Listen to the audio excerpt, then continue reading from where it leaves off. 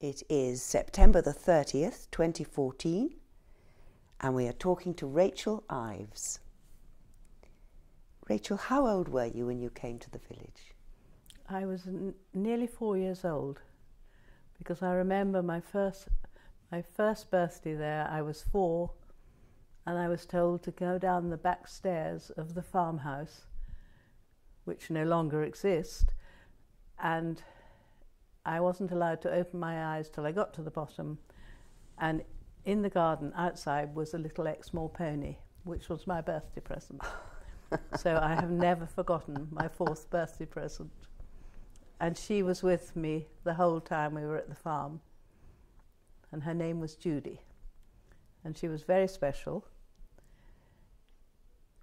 I used to read her stories. I think I was probably one of the original dyslexics, so I couldn't read very well. But Judy would listen when I sat in the manger in her stable, and she never criticised if I made mistakes. So where were the stables? Can you describe what you remember of the house to me? Well, the stable is now a little green door next to one of the garages of Old Manor Farm, and I can't remember, they told me somebody rents it out, and so it was very close to the farm, and her stable was there, and I remember it very well. It had a lovely manger in the corner, and it was perfect to sit in. So when she wasn't outside, which she was most of the time, then I would sit in the stable with her, where it was very safe.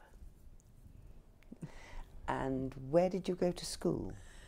Well, my first school was at the Hatchlands, where they had nuns who were evacuated during the war, and so they had a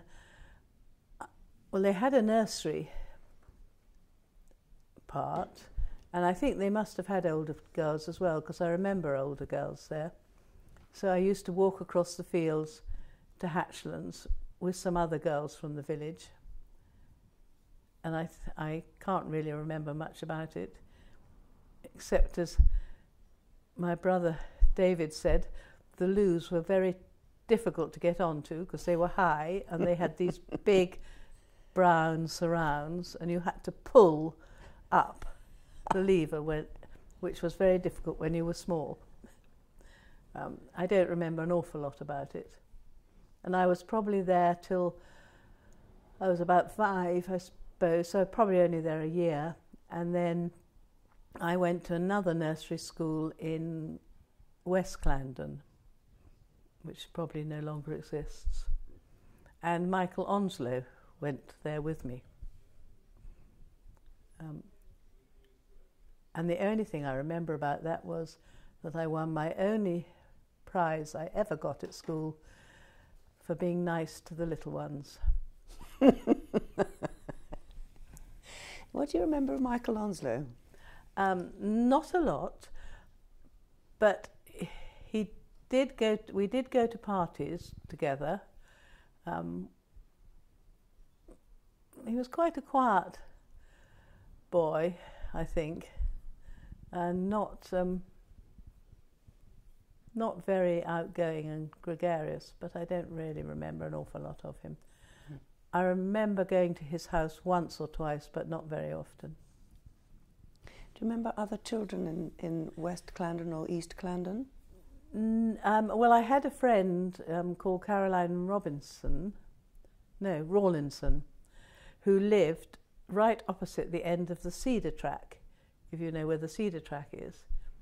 There's a track that goes from Back Lane, and it was a footpath that came out on the road in East Clarendon and West Clarendon, and they lived opposite there. I think my parents must have known their parents, and she was really my only friend.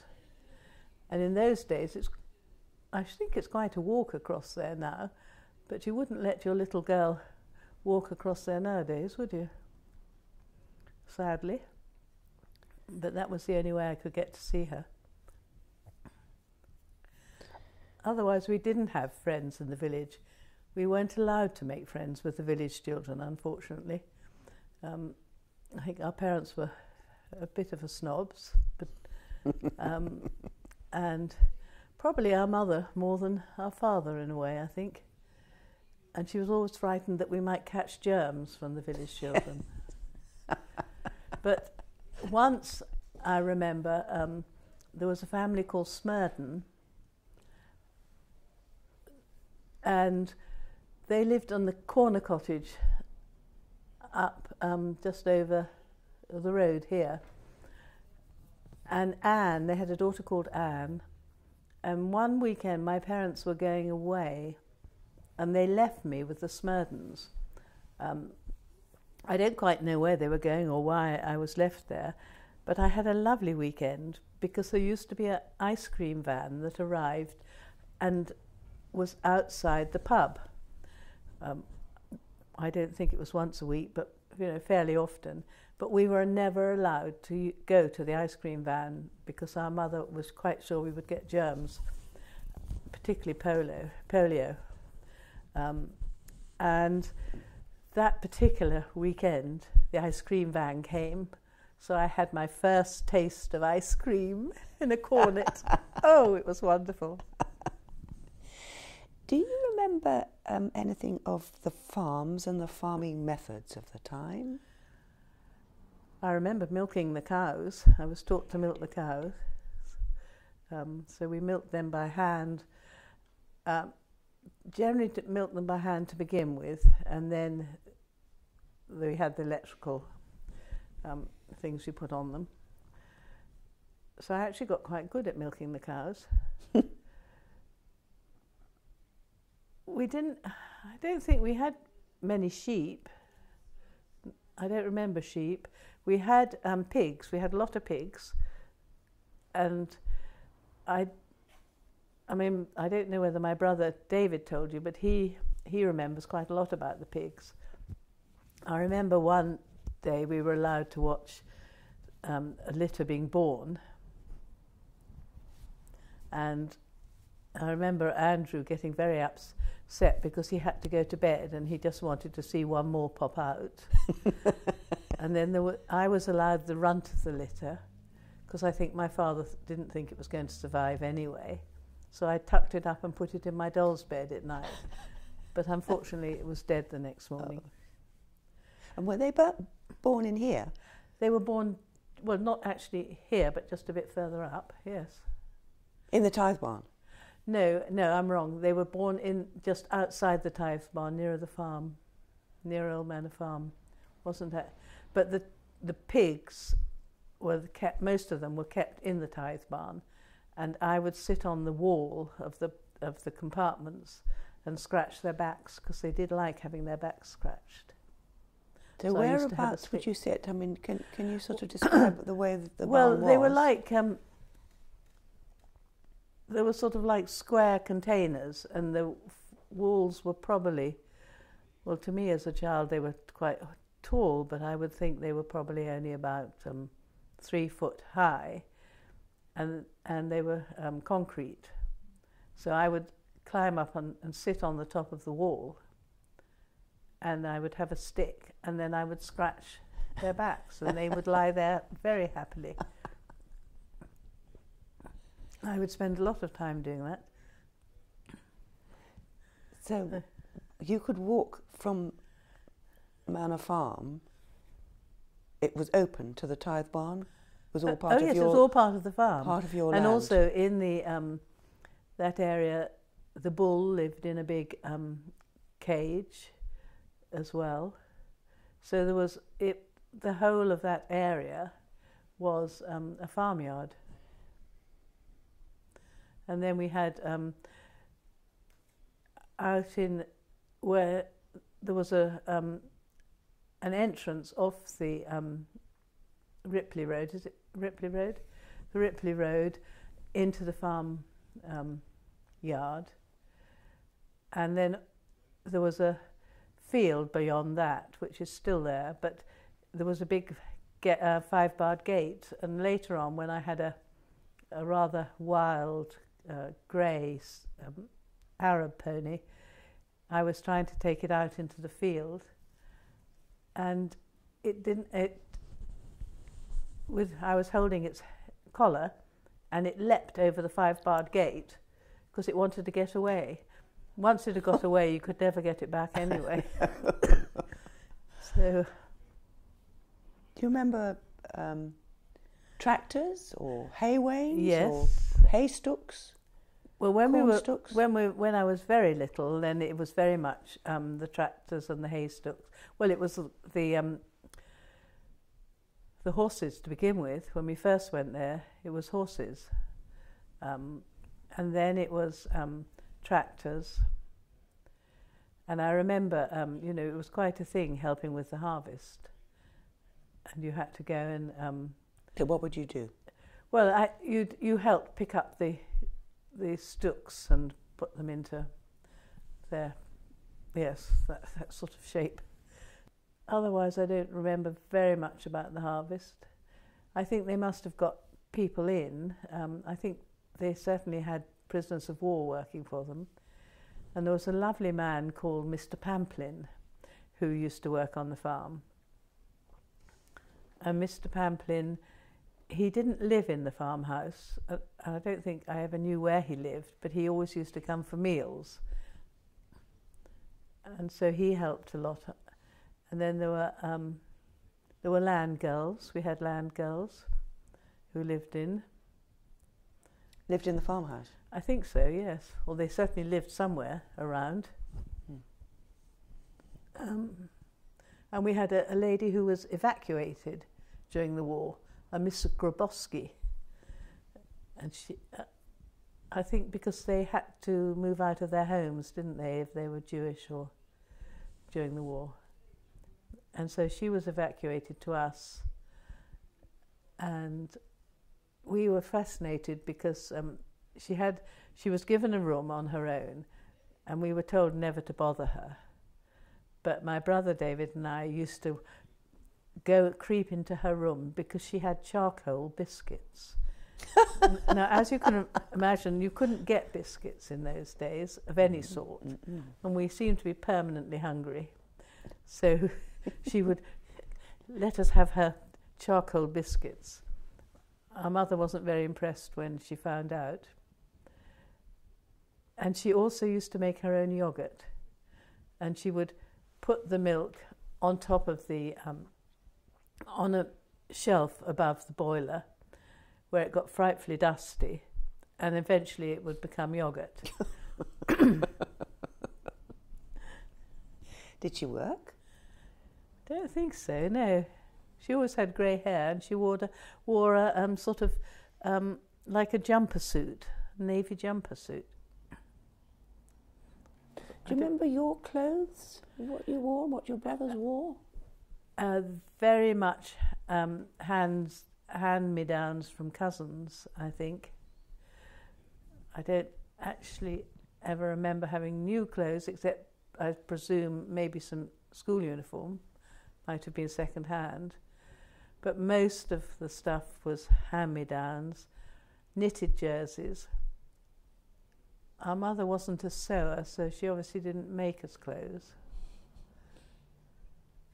I think she did knit. She did knit trousers or pants for you. Did you say you went to Glenesk? No, Andrew went to Glenesk. Right. After West Clarendon, the nursery, I went to Manor House at Little Bookham, where I went on the bus every day. I only stayed there 2 years because my father thought that it was the school's fault that I wasn't learning, but actually it was really because I was dyslexic, although nobody was in those days. So they classed me as thick, so I never stayed very long in the school. Do you remember the Christmas parties at Hatchlands? Hatchlands, yeah, I remember them very well. I mean, the tree was amazing, I think, for any child to see the tree that went right up the staircase with real live candles burning. It was fantastic. But there again, the village children had a lovely party with entertainers and things, but we seemed to be kept with the adults in the sort of Goodhart Rendell's side of the house, which wasn't really so much fun. But there was nice things to eat. I remember that. What sort of things? Ah, you thought you'd ask me that. Well, different things, cakes, I think, and things like that we didn't really get. Can you remember Goodhart Rendell? Not really, no, I can't. Just as a sort of figure who we had to be polite to, I think. You remember the shop? Oh, yes. That was lovely. We were given twopence halfpenny a week, and we could go and spend it at the shop. Sorry. And for twopence halfpenny, you could get a packet of crisps with salt. Can you stop it? Stop it. You remember the shop, Rachel? Oh, yes, I do. Miss Berling was an amazing little lady with always wore a shawl. She had grey hair tied back in a bun and little round spectacles. And we got twopence halfpenny a week, pocket money, I think. And we were allowed to go and spend it there. You went into the shop, and straight ahead of you was the post office part, and then to the right there was a counter, and behind the counter were lots of very dusty shelves with very dusty jars, empty jars. The only sweets you ever saw in them was a few barley sugars or the Victory Friend pastels, which you could get off ration, and we learnt to enjoy those very much, I can tell you. Sometimes she had boxes of crisps in, and then we were able to go and buy crisps for the whole of our pocket money, I think, and they were the ones with the little blue salt. And sometimes we could buy a comic. She occasionally had comics, but there was very little. I don't know what else she sold in there. But it was always dark, and it was always very dusty. Do you remember the smell? No, I'm not sure I do. I'm not frightfully good on remembering smells. Mm-hmm. And you say you remember the pub? Well, we never went in the pub. I only remember the outside of the pub, because that's where the fish and chip van would come, and the ice cream, but neither of which we were allowed to frequent. I don't remember our father going in the pub very often, but he might have sneaked in occasionally. What about the church? Yes, the church. We went in, certainly to begin with, we went to the church, and Father Brown was the rector then, but he was rather high church, and our parents were not. They were very evangelical. And I remember one Sunday we were marched in, and we always had to sit up near the front, and the incense was very strong. And so 5 minutes later, we were marched out again, and my father said to Father Brown, "I can't stand the smell." I can't remember whether we went back again or not. I mean, or where we went, or whether we went somewhere else, because we always went to church. Eventually our father was a lay reader. That was in Guildford. But do you remember Father Brown? Do you remember what he wore? Not so much what he wore. He was a charismatic man. I remember that. And he had a daughter called Margaret, who I was quite friendly with. She was a bit older than me. And I think he had a little school or tutoring going on in the rectory. And then, of course, when he left, he went and opened a school in, was it Homewood St Mary? Is it Duke of something? It wasn't Duke of York's, it was something like that. So where did he live, Father Brown? The last house before the gates going down to Hatchlands. The old parsonage? Yes. Yes, he lived there. Wonderful. But I can't remember any other rector. I do remember one Christmas a service and the choir singing Jesus, You Joy of Man's Desiring. I don't know why I should remember that, but I do. A choir of adults or children, or both? I think probably adults. Wonderful. What changes do you see in the village? Well, it's completely different, really. Completely different. How? Well, it's obviously moved for the times. It's much smarter.